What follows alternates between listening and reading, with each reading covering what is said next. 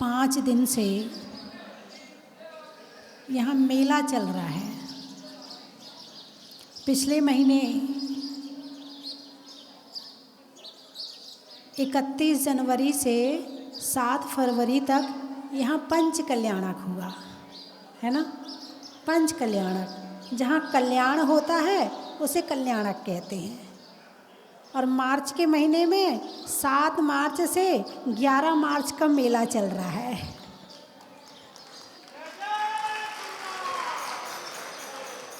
मुझे तो यही महसूस हो रहा है कि अभी पंच कल्याणक चल रहा है, अभी समाप्त नहीं हुआ है। और आज हमारे पंच कल्याणक के महायज्ञ नायक तो आ गए ना।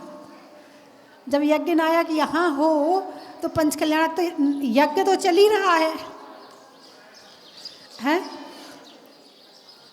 तो यहाँ पर मंदिर बन गया, विशाल मंदिर बन गया, लेकिन ये विशाल मंदिर भी मुझे छोटा लग रहा है। जब बनाया था तब बड़ा लग रहा था, और आज ये मंदिर मुझे नहीं पता था भगवान इतने बड़े इतने बड़े इतने बड़े, इनके इतने सारे भक्त होंगे, मुझे ही नहीं मालूम था। और बड़ा बनेगा मंदिर भाई। अब देखो, अब तो आने वाली पीढ़ी बनाएगी, मैंने तो बना दिया। और एक बात और बताऊं, आज मुझे युवा ज़्यादा नज़र आ रहे हैं। ज़्यादा से ज़्यादा दान जो लगा है ना, वो 40 वर्ष से ऊपर वालों का लगा है। 40 वर्ष से नीचे वालों में मैं बुराई नहीं कर रही हूँ, मैं संस्कारों की चर्चा कर रही हूँ। दान की भावना कम है।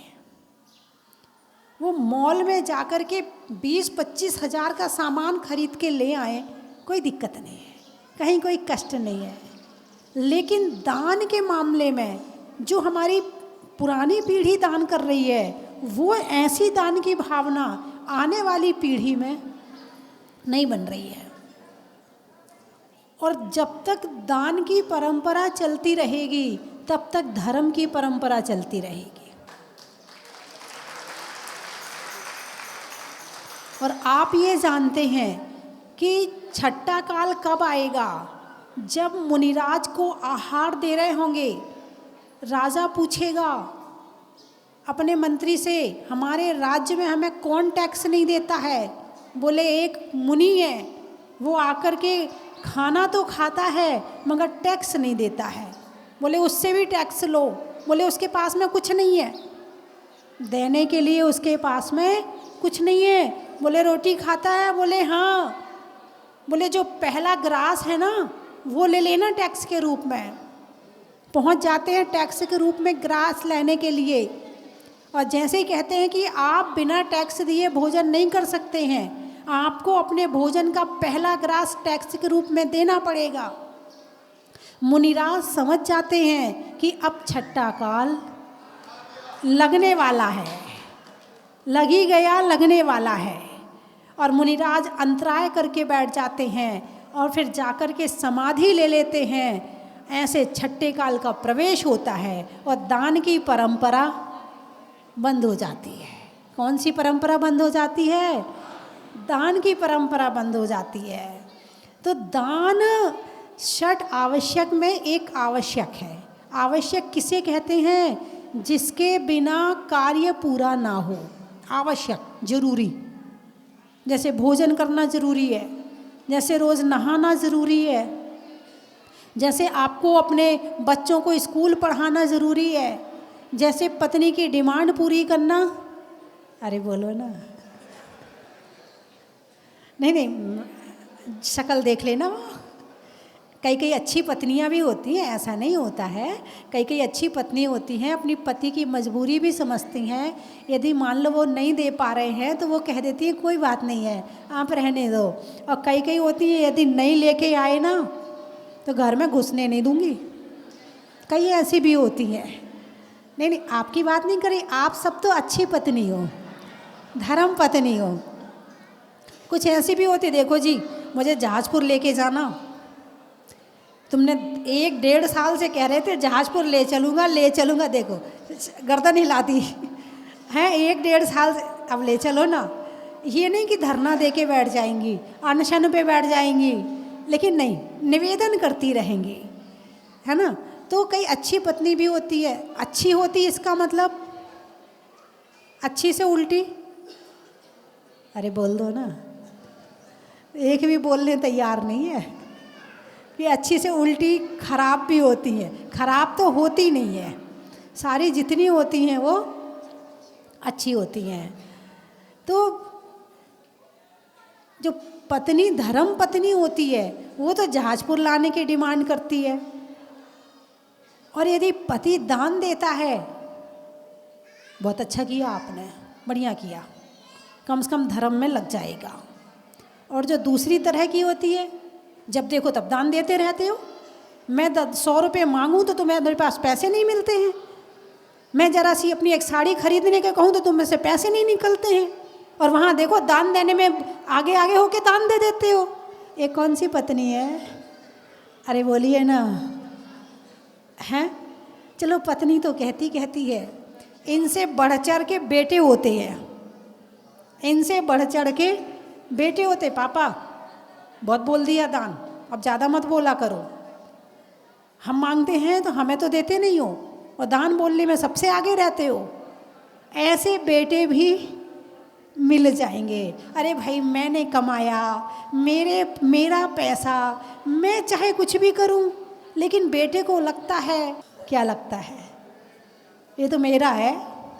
जो पिताजी ने कमाया है वो तो मेरा है, और मेरा पैसा कैसे दे सकते हो? जरा सी पिताजी की उम्र बड़ी हुई और बच्चों की उम्र उधर से युवा हुए, बस पिताजी पे पूरी चाबी कसनी शुरू कर देते हैं। पिताजी ऐसे मत किया करो, पिताजी ऐसा मत किया करो। ऐसा करना चाहिए क्या? अरे बोलिए ना। जो दान देने में अंतराय डालता है उसे कौन से कर्म का बंध होता है? दानांतराय कर्म। स्वयं तो दे नहीं रहा है और पिताजी दे रहे हैं तो अंतराय कर्म का बंद का हो रहा है। फिर तुम्हारे 100 काम में अंतराय आता है, काम होते होते रुक जाता है। क्यों हो रहा है? जो अंतराय कर्म बांधा था वो अब उदय में आ रहा है। बात समझ में आई कि नहीं आई? तुमने किसी को देने में अंतराय डाला तो तुम्हें मिलने में अंतराय आ गया। देने में अंतराय डाला तो मिलने में अंतराय आ गया। तो 60 आवश्यक में एक आवश्यक दान है। 60 आवश्यक में एक आवश्यक देव पूजा, गुरु उपासना, स्वाध्याय, तप और दान। दान आवश्यक में है कि नहीं है? बिना दिए सोना नहीं और दे करके रोना नहीं।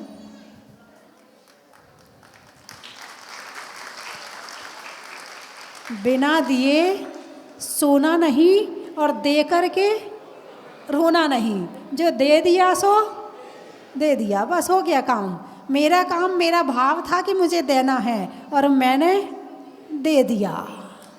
और देना भी ज़रूर चाहिए। अपनी कमाई का हिस्सा निकालना ज़रूरी है। जो कमाई करते हैं, जो हमने यहाँ इकट्ठा किया है, वो हम अपने साथ नहीं लाए थे। जन्म के साथ क्या आया था? शरीर के साथ कुछ भी नहीं आया था। ये सब कहाँ इकट्ठा किया है? ये सब यहीं आकर के इकट्ठा किया है। तो जो इकट्ठा किया है सबका हिस्सा चुकाना पड़ेगा। सरकार अपना टैक्स लेती है, बोलिए लेती कि नहीं लेती है? सरकार अपना टैक्स ले लेती है, चींटियाँ अपना ले लेती हैं, बंदर अपना छीन के ले जाते हैं, लेते नहीं लेते हैं?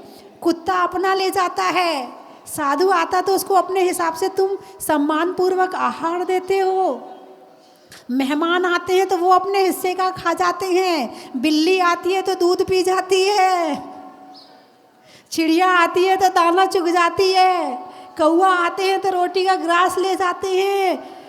तुमने जो कमाया है वो तुम्हारा नहीं है, वो सबके लिए है। किसके लिए है? सबके लिए है। जो हाथ से दे दिया वो पुण्य, जो हाथ उठाकर दे दिया धर्म में वो पुण्य का कारण है, और जो छीन के ले गया वो दुख का कारण है। जो छीन के ले गया वो दुख का कारण बनता नहीं बनता?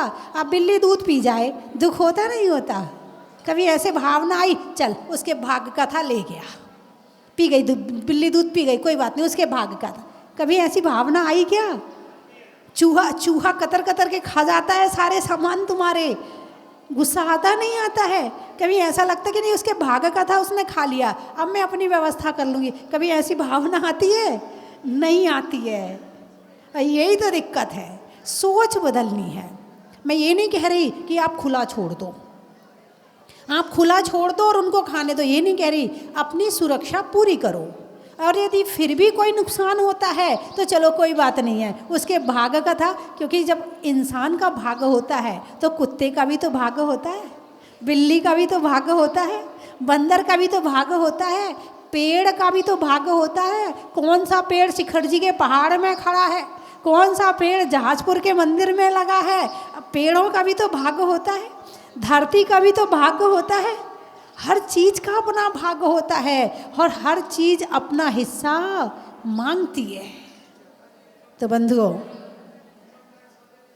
इनकम टैक्स वाले तो कहीं गड़बड़ करोगे तो पकड़ लेंगे आकर के, तो सबका अपना अपना हिस्सा है। तो आप, लेकिन दान शब्द केवल धर्म में दी हुई वस्तु के लिए किया जाता है। पवित्र काम के लिए दिया गया धन या कोई भी चीज़, उसको दान कहा जाता है ना? तो चलिए मैं 3 चीज़ें बोलूँगी, अभी महत्व में बाद में बता दूँगी। भगवान के ज़मीन से निकलने का, आत्मा में एक का, मनुष्य में नेक का, करने में भगवान के अभिषेक का, अनाज में दाने का, इनाम में पाने का, राज व्यवस्था बनाने का, पहाड़ों पर चीड़ का, पहाड़ों पर चीड़ का, और धरती में नीड़ का, और आज की भीड़ का, हिंदी में मात्रा का, स्कूल में छात्रा का, और आज आपकी जहाजपुर की यात्रा का, त्रियंचों में बिल्ली का, डंडा में गिल्ली का, और आने वालों में दिल्ली का, घर में द्वार का, महिलाओं में हार का, और शांति धारा करने में हरिद्वार का। प्रथम अभिषेक वाले कहाँ के थे? सागर। पानी में गागर का, वृक्षों में आकर का, और प्रथम अभिषेक में सागर का। महिलाएं यहाँ नहीं आए, महिलाओं को पीछे करो। जंगल में शेर का, फलों में बेर का, और आने वालों में जामनेर का। नहीं करने में कचकच का, और चलने में बच बच का, और आने वालों में नीमच का। अनाज में दाना का, इनाम में रिश्तों में नाना का, और आने वालों में जेठाना का। धामनोद। गाने में सुर का, नृत्य में नूपुर का, आने वालों में कानपुर, जबलपुर, उदयपुर, जयपुर, ललितपुर। सारे पुर का बड़ा ही महत्व है।